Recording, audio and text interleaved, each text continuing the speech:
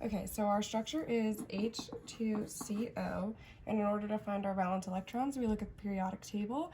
And for H, since there is 2, we're going to have 2 valence electrons with that, and then our carbon molecule has 4 valence electrons, and our oxygen has 6. And so therefore, in total, we have 12 valence electrons.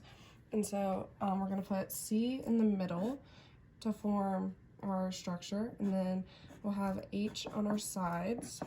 And then, so we'll have O up here, and then in order to follow the octet rule, we'll have to make this a double bond. And so then we have 2, 4, 6, 8, so we need 4 more, so we'll have 2 pairs of electrons on the O. And so this follows our octet rule and matches our 12 valence electrons, because we have 2, 4, 6, 8, 10, 12. And that's our Lewis structure. So for our H2CO molecule, this is our 3D image. And so if we transfer that to paper and we look at it, since it is sp2 hybridized, we have 3 bond angles, or 3 bonds made, and therefore our geometry shape will be a trigonal,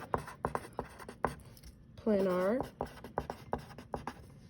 and then our ideal bond angle between the molecules will be 120 degrees. Our molecule is polar or nonpolar. We have to look at the symmetry of the molecules and the electronegativities and between the chemical bonds individually.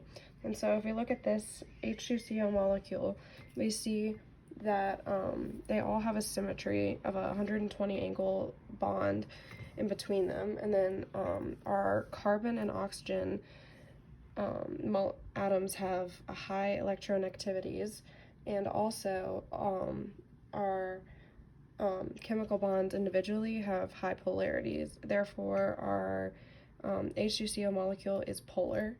So to identify the IMF of a homogeneous sample of this compound, which is H2CO would experience, it would be a dipole bond and interaction.